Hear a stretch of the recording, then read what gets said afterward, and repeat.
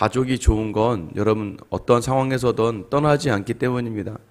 여러분 자녀와 다툼이 있을 때, 자녀가 무언가를 잘못했을 때, 그때 여러분 그럼에도 불구하고 자녀가 억지로 밥을 먹으러 나오고 자녀가 억지로 한마디라도 아버지, 어머니 하면서 말을 꺼내게 되면 여러분 어떤 부모가 다가오는 그 자녀를 무시하고 멀리하겠습니까?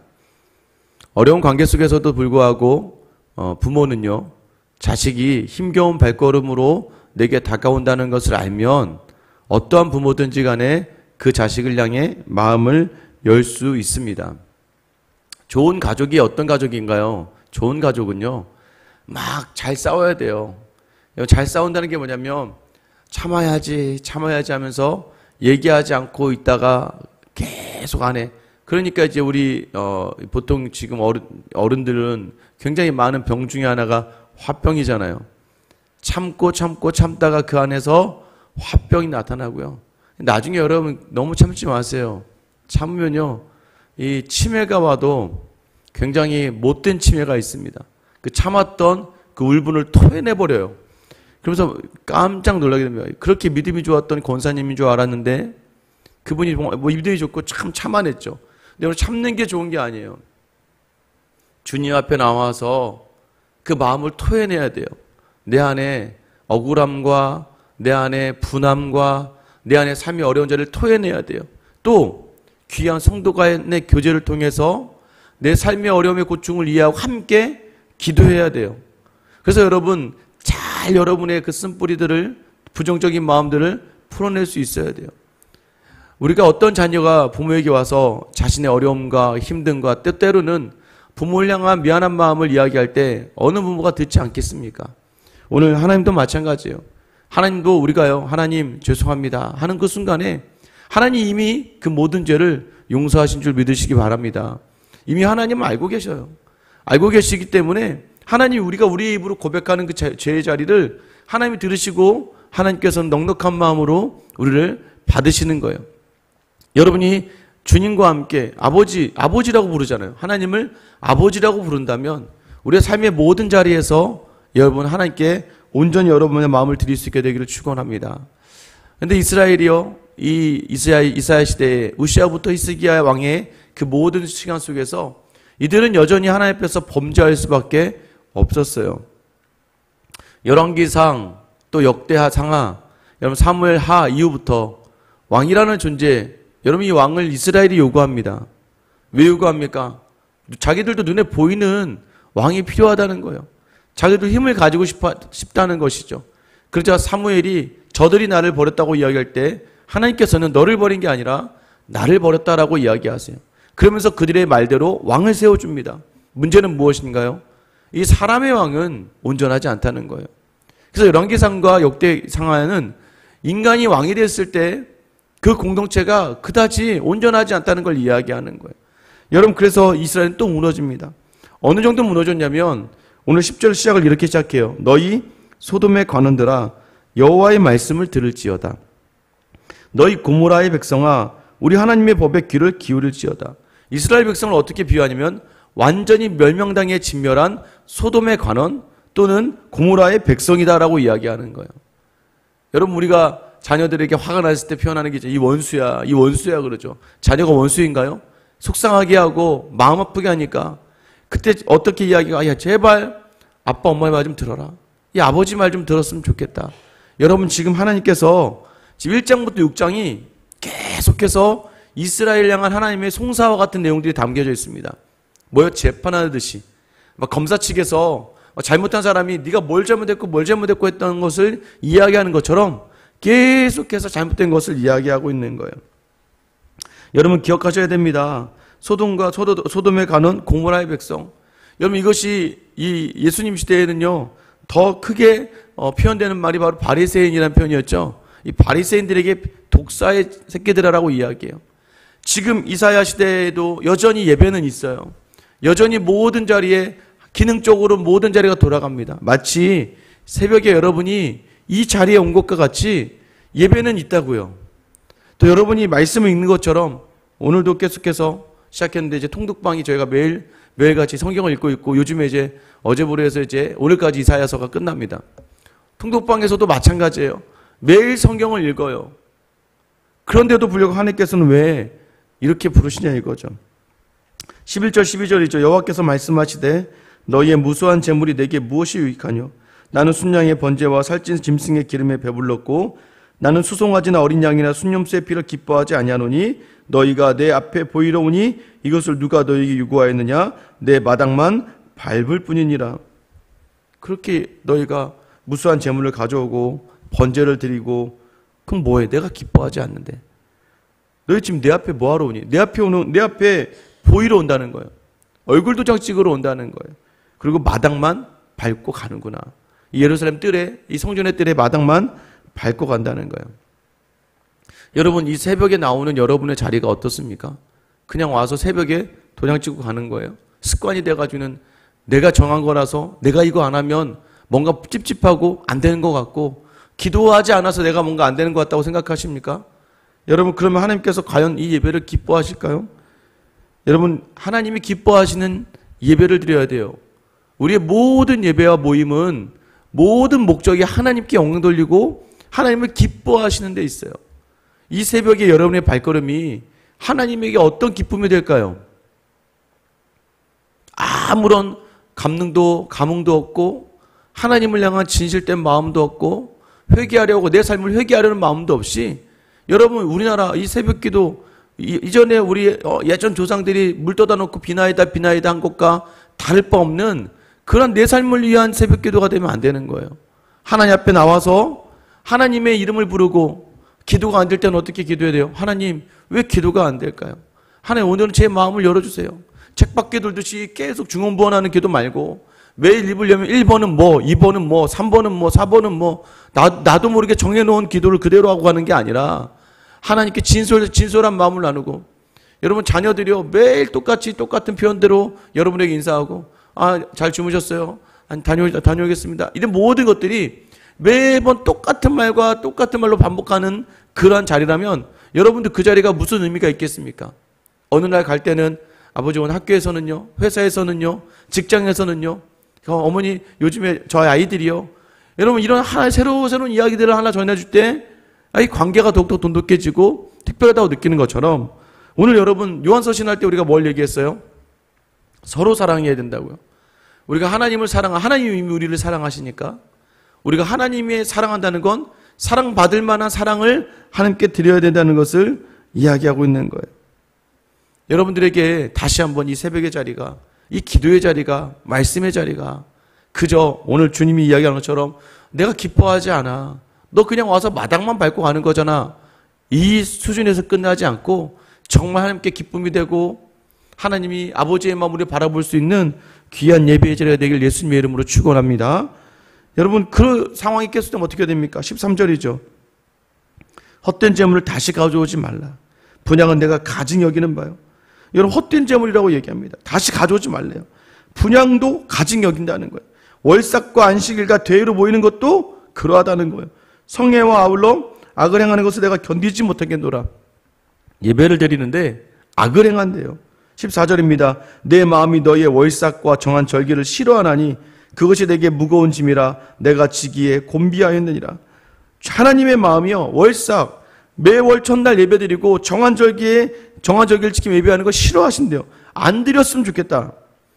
또 그것이 내게 무거운 짐이래. 이 무거운 짐이라는 표현이 무엇입니까?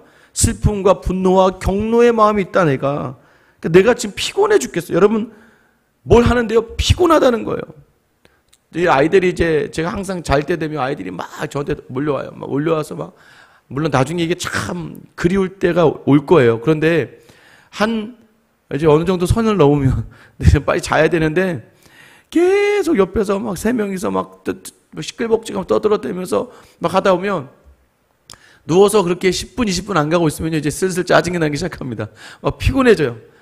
물론 처음에는 아이들이 와서 아빠한테 안기고 막 이렇게 좋은데 근데 나중에는요, 제가 좀 자야 돼. 저는 이제 인간 아빠니까 저는 자야 새벽에 일어나니까 나중에는 아이들한테 웃으면서 얘기 좀 가, 얘들아, 좀 가. 부탁돼요. 얘들아, 아빠가 이제 더 이상 여기 이상하면 이제 아빠가 화가 날 것 같아. 아빠가 이제 좀 자야 돼. 좀 갔으면 좋겠어. 나중에 어떻게 돼요? 가라고! 결국에는 뭐예요? 짜증이 나는 거예요. 여러분, 어느 정도 선에서 내가 하나님이 기뻐할 수 있는 자리를 놔야 되는데, 하나님이 우리의 예배가 짜증이 난다고요. 피곤해 죽겠다는 거예요. 너희 예배가 내가 이제 짜증나 죽겠어. 왜요? 맨날 주문을 외우듯이 1, 2, 3, 4, 5, 6번 교회 와서도 매번 누구를 위해서 예배하고 누구를 위해서 모임 갖는 게 아니라 전부 다 주체가 하나님이 아니라 하나님 기뻐하실 섬김과 헌신과 내려놓음과 그게 아니라 열심히 일어나고 있는 것 같지만 그 열심에 뭐가 있어요? 자기만족. 당연히 내가 해야 되는 거, 나밖에 할 수 없는 거라고 생각하는 교만과 자만이 있으니까 하나님이 너는 오늘 누구한테 예배하고 갔니? 너는 도대체 오늘 누구에게 기도를 한 거고 내가 네 무슨 종이니?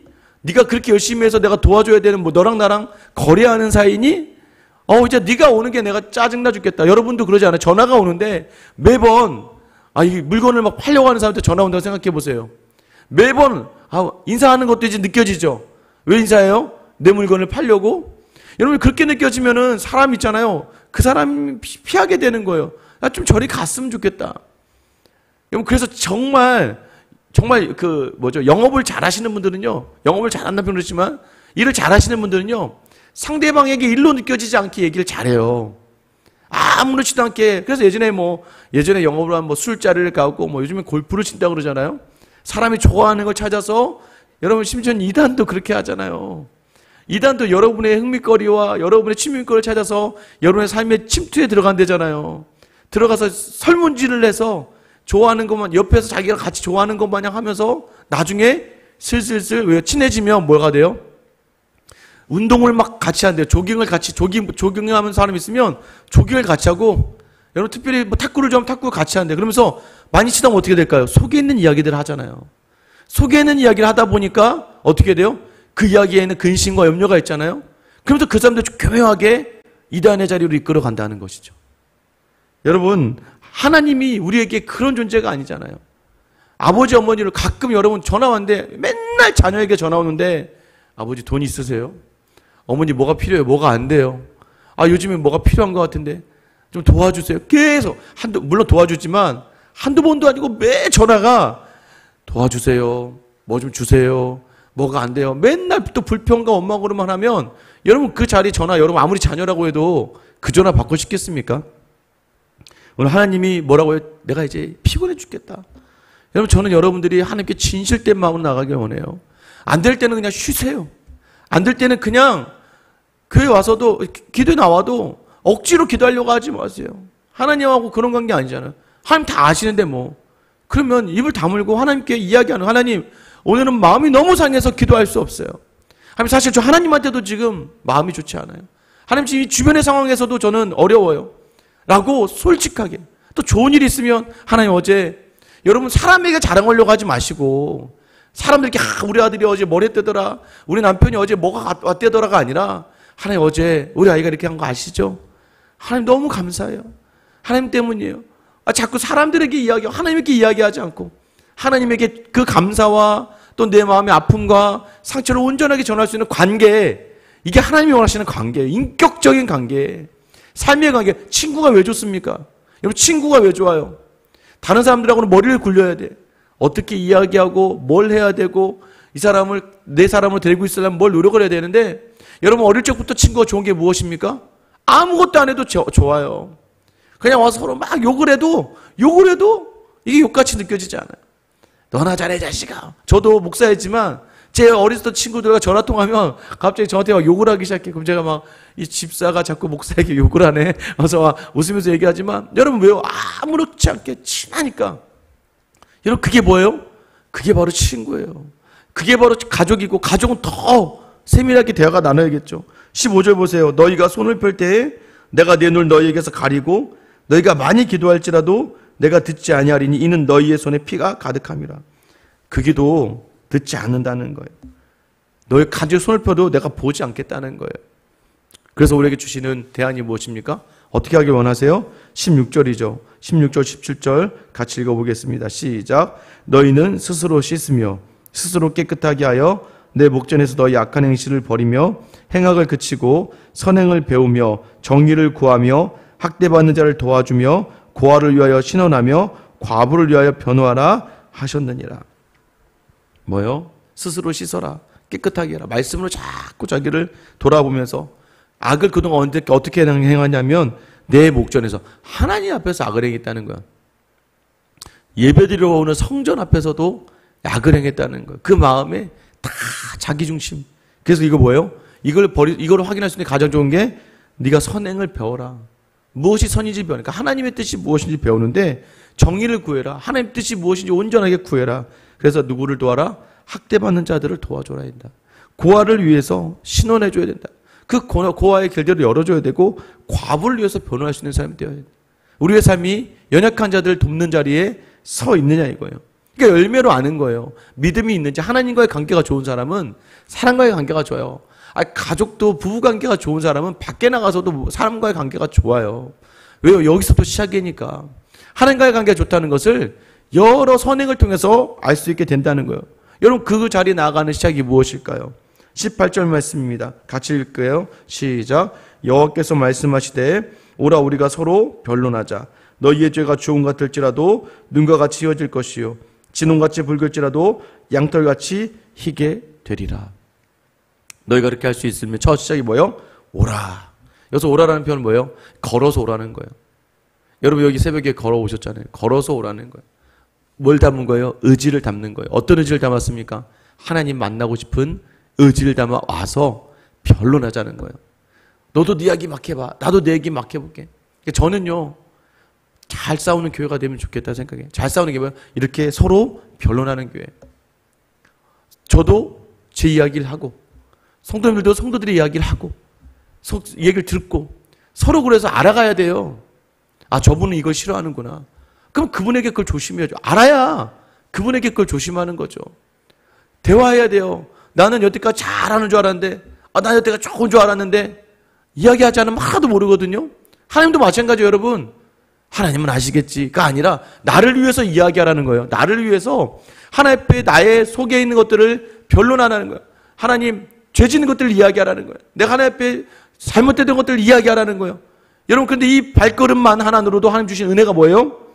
네 죄가 주홍 같을지라도 진홍같이 붉을지라도 눈과 같이 이어지고 양털같이 희게 되리라. 네가 나를 향하는 의지만 담으면 나는 이미 너를 용서했다는 얘기예요. 여러분 믿으십니까? 하나님 앞에 하나님 죄송해요라는 말 하나님을 향해서 시선만 돌려도 하나님이 이미 용서하셨다는 거예요. 우리가 그냥 제가 그거 알 것 같아요. 막 하나님에게도 막 화가 날 때가 있고 또 때로 내 인생의 모든 자리에서 화가 나니까 분을 표현하다가 그러나 주님 앞에 나오면 하나님이 이미 우리의 마음을 희게 하신다는 거예요. 주님은 그런 은혜를 주시는 분이십니다. 그래서 여러분 주님께 그 은혜를 구해야 돼요. 주님 제가 또 괜찮아.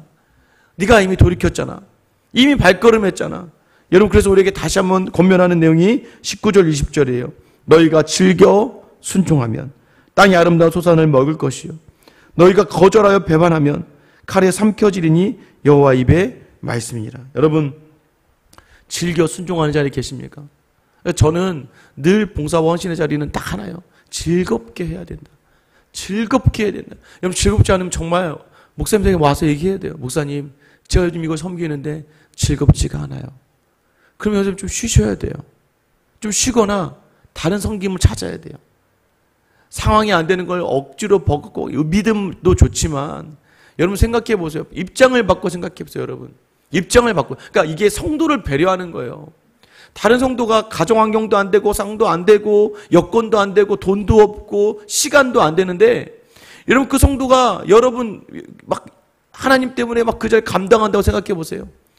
여러분이 어떻겠어요? 말리고 싶겠죠.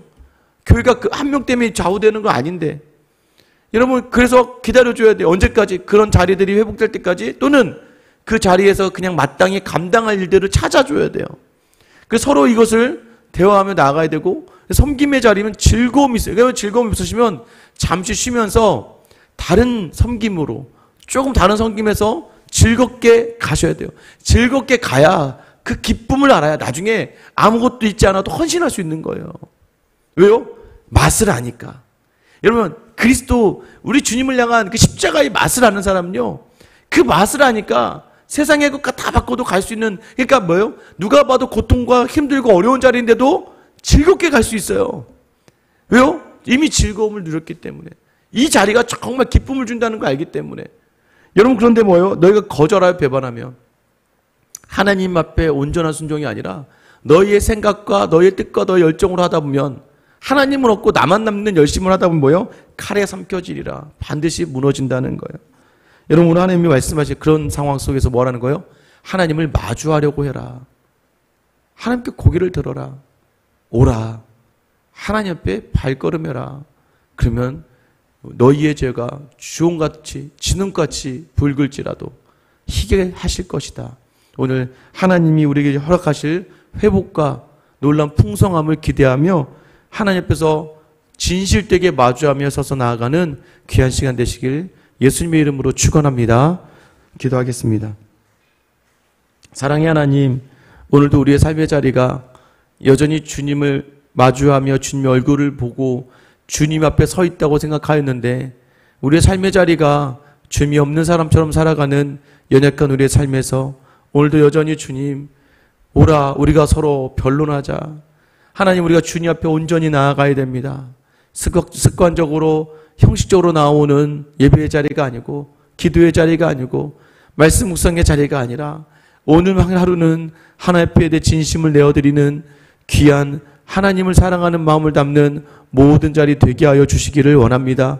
그리하여 하나님, 즐겨 순종하는 자에게 아름다운 소산을 더욱더 풍성하게 주시는 줄 믿사오니 오늘도 즐거이 주님 앞에 서서 우리의 연약함을 내어놓고 우리의 부족을 내어드리며 우리의 죄를 내어드릴 때에 하나님 눈과 같이 있게 하시는 하나님의 그 손길을 경험하며 더욱더 우리의 삶 가운데 하나님의 사랑을 누리는 사람의 삶을 살며 주변의 어려운 자들을 향해 손을 내미는 귀한 하루를 살게 하여 주시옵소서.